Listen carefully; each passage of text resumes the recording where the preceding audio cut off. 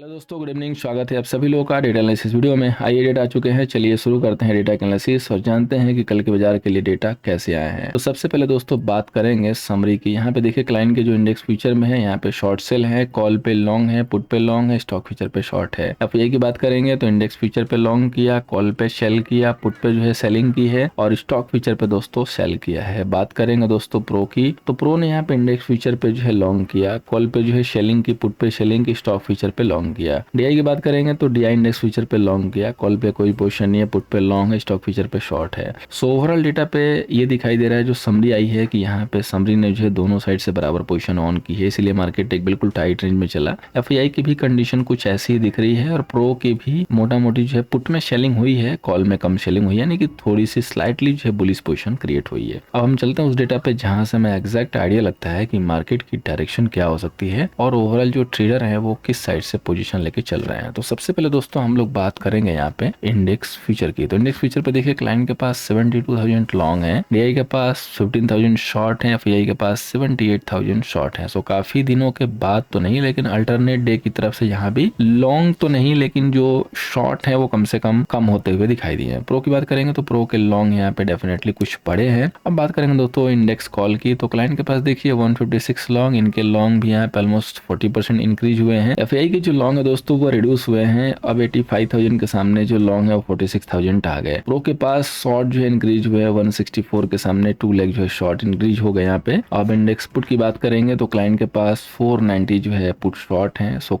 थोड़े से पोजीशन जो है कम हुए हैं। डीआई के पास 1,31,000 के लॉन्ग है, सेम पोजीशन है। एफआई के पास 315 पुट लॉन्ग है, सो वही पोजीशन है, बहुत ज्यादा 20,000 का जो है सिर्फ इसमें कमी आया है। प्रो के पास जो पुट लॉन्ग थे 1 लेग के सामने 42,000 रह गए, यानी कि 50% पोजीशन उन्होंने यहाँ से निकाल लिया। बात करेंगे दोस्तों स्टॉक फीचर की, तो क्लाइंट के पास 15 लेग जो है यहाँ पे लॉन्ग है, डीआई के पास 16 लेग जो है शॉर्ट है, एफआई के पास 173 जो है शॉर्ट है और प्रो के पास 3 लेग जो है लॉन्ग है। तो डेटा में थोड़ा सा दोस्तों कमी आता हुआ दिखाई दिया, कुछ ट्रेडर की जो पोजीशन है वो कम हुई है। फ्रेश में कोई पोजीशन तो खास बदला हुआ नहीं है, वही शॉर्ट की पोजीशन होल्ड कर है, लेकिन पोजीशंस कम हो चुकी है।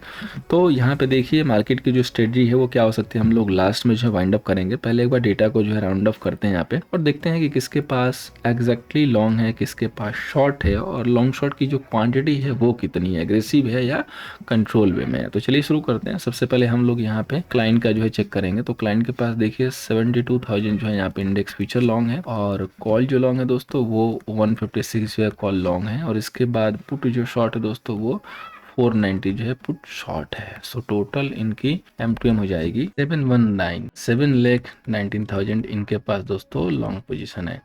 अब बात करेंगे दोस्तों एफआई की।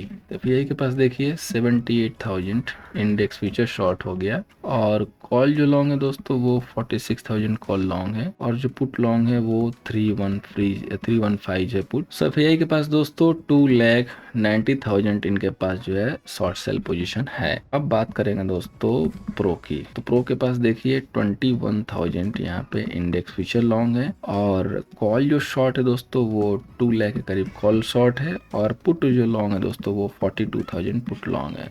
सो टोटल इनकी पोजीशन हो जा रही है 2,24,000 शॉर्ट सेल। तो देखिए इनके पास सेल पोजीशन ही है, दोनों के पास सेल पोजीशन है, पोजीशन अंडर कंट्रोल है और क्लाइंट के पास लॉन्ग पोजीशन है जो कि अनकंट्रोल है। अब यहाँ पे मार्केट में थोड़ा सा गेम हो सकता है, तो पहले हम लोग चार्ट एनालिसिस कर लेते हैं, ऑप्शन चैन का डेटा देख लेते हैं, उसके बाद वीडियो को फाइनल कंक्लूड करेंगे और लास्ट में लेंगे कि मार्केट का जो कंक्लूड है वो क्या आ रहा है, किस हिसाब से हमें प्लान करके चलना है। तो आइए आगे बढ़ते हैं अपने टेक्निकल लेवल्स पे। सो आइए दोस्तों बात करते हैं सबसे पहले बैंक निफ्टी की। तो बैंक निफ्टी का दोस्तों रेजिस्टेंस है 44,755 का, सपोर्ट है 44,000 का। देखिए बहुत ही क्लियर कट लेवल दूंगा, उस लेवल को सिर्फ मार करके चलिएगा, आपको डायरेक्शन और मार्केट की जो दशा है वो दोनों दिखाई देगी। अगर आप देखेंगे तो मार्केट ने एग्जैक्ट हमारे डॉट लेवल से रिवर्सल लिया जो कि हमने पहले से यहाँ पे प्लॉट किया हुआ था और मैंने आपको बताया भी था कि लोअर लेवल पे जब तक 44 ब्रेक ना हो प्रॉपरली आपको सेल नहीं करना। और यहाँ से देखिए मार्केट बिल्कुल नए हाई को भी क्रिएट किया, फिर वहां से करेक्शन आई तो यहाँ पे थोड़ा सा जाके मिड में जो है जाके क्लोज हो गया। तो एक चीज आपको जो है फोकस करनी है वो ये फोकस करनी है दोस्तों कि जब भी आप ट्रेड में इंटर हों लेवल को एक बार जरूर ध्यान दीजिए। कहीं भी मिड में अगर इंटर होंगे तो प्रॉफिट ज्यादा नहीं होंगे। तो आपको एक लेवल तो कम से कम रेजिस्टेंस के तौर पे क्लियर कट दिख रहा होगा, जो आज का जो है रेजिस्टेंस है 44,350, जहां से मार्केट रिजेक्ट हुआ है कि जब तक ये लेवल प्रॉपरली क्रॉस नहीं होगा आपको स्ट्रेंथ नहीं दिखाई देगी, इतना श्योर है।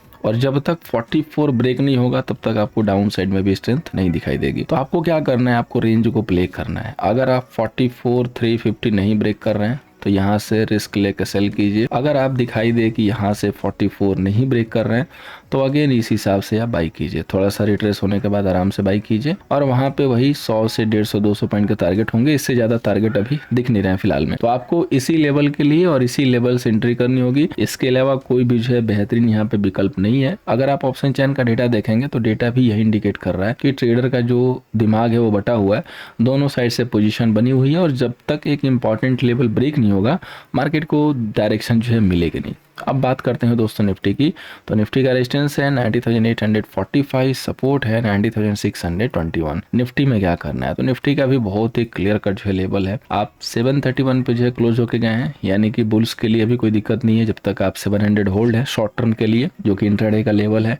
तो आपको 19,685 पे फोकस करना है। यही मैंने आज के लिए भी लेवल दिया था। अगर आप देखेंगे तो exact dot to dot 692 something के पास लो लगाया निफ्टी ने और उसके बाद उसने नया हाई क्रिएट किया। अब ये जो आज का हाई है, चूंकि मल्टीपल टाइम जो है मार्केट ने इसको कोशिश की ब्रेक करने की, लेकिन ब्रेक नहीं हुआ। सो वैसे पहले से ही मैं 90,800 का जो एरिया है इसको रेजिस्टेंस के तौर पे देख रहा हूँ और जब तक 19,835 या 45 का लेवल ब्रेक नहीं होगा तब तक यहाँ से बुल्स जो है पावर में नहीं आएंगे। ये लेवल अगर एक बार क्लोज हो जाए तो पावर जो है दिखाई देगी। आज भी मार्केट जो है डे हाई की तरफ मूव किया लेकिन लास्ट मोमेंट पे यहाँ पे शेल ऑफ आ गया, यानी कि जो भी बायस थे वो वीक थे, वो निकल के चले गए, बोले कि हम प्रॉफिट बुक कर लेते हैं, कल फिर से देखेंगे। इसका मतलब ये मत आकिएगा कि कोई सेलिंग आ गई, वीकनेस थी या इसको देख के लोगों ने पुट खरीद लिया, तो वो डेफिनेटली ट्रैप हो सकता है। जैसे आज लोगों को पुट में प्रॉफिट नहीं होगा निफ्टी में, कल मैंने ऐड भी किया था कि गैप डाउन हो रहा है तो इमीडिएटली 1 मिनट का चार्ट लगाइएगा, देखिएगा जहाँ तक जा रहा है देखिए, अदरवाइज बुक करके निकल जाइए, क्योंकि निफ्टी के पुट में कहीं से भी प्रॉफिट अभी दिख नहीं रहा है। और एज ऑन नाउ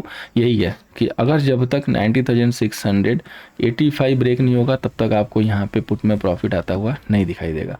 कल अगर ब्रेक होता है तो डेफिनेटली आप पुट के लिए जा सकते हैं, लेकिन बेहतर होगा कि बैंक निफ्टी को सिलेक्ट करेंगे निफ्टी की जगह पे। लेवल निफ्टी का टूटेगा लेकिन काम बैंक निफ्टी में होगा, गिरावट वहाँ पे थी जाएगी, तो फोकस वहाँ पे करके चलेंगे। और सेम फॉर्मूला है यहाँ पे निफ्टी के लिए, क्योंकि निफ्टी के आइटम पे थोड़ी सी बहुत जो है पुट बाइंग दिखी है, लेकिन बाकी ओवरऑल जो है दोनों साइड से सेलिंग है, यानी कि मार्केट अभी भी एक रेंज में है। सो 685 के पास लॉन्ग एंड अगर 780 822 800 नहीं ब्रेक हो रहा है तो यहाँ पे सेल करके काम कीजिए। जब तक ये लेवल क्लोजिंग बेसिस पे ब्रेक नहीं होगा तब तक आप वहाँ पे सेल कीजिए, रेजिस्टेंस फेस होगा मार्केट के लिए। और बॉटम लेवल पे 700 जब तक ब्रेक ना हो क्लोजिंग बेसिस पे तब तक वहाँ से मार्केट को सपोर्ट आता हुआ दिखाई देगा, यानी कि एक मार्केट अभी रेंज को जो है प्ले करने वाला है। अब चलते हैं फाइनेंस निफ्टी पे, जहाँ पे कल है एक्सपायरी और यहाँ पे कुछ डायरेक्शन 100-150 पॉइंट के तो बन सकती है। सो रेजिस्टेंस है 90,955 का, सपोर्ट है 90,685 का। फाइनेंस निफ्टी में क्या करना है, तो फाइनेंस निफ्टी में देखिए अगर आप देखेंगे तो एक्जैक्टली जो 915 का लेवल है, 915 का लेवल है, वहाँ से रिजेक्शन आया था काफी तगड़ा और उसके बाद मार्केट उसको अप्रोच करने की कोशिश में है, बट उसके पहले ही रेजिस्टेंस मिल गया जो कि 850 845 का है और यहाँ से जो है एक ब्रेकआउट था 50-70 पॉइंट का। सो आपको कल के लिए सबसे पहले ओपनिंग में ये देखना है कि चूंकि 822 की क्लोजिंग आई है, सो अगर मार्केट को ऊपर जाना है तो 855 को ब्रेक करने में देर नहीं लगाना चाहिए। तो अगर ये ब्रेक हो गया फिर कंसोलिडेट करके ऊपर चलता है तो आप यहाँ से बाइंग जनरेट कर सकते हैं। और जिस लेवल पे आपने क्लोजिंग ली है 800, वो एक अलग ही सपोर्ट है। सो अगर 800 ब्रेक होता है तो आप एक बार के लिए यहाँ पे सेल कर सकते हैं।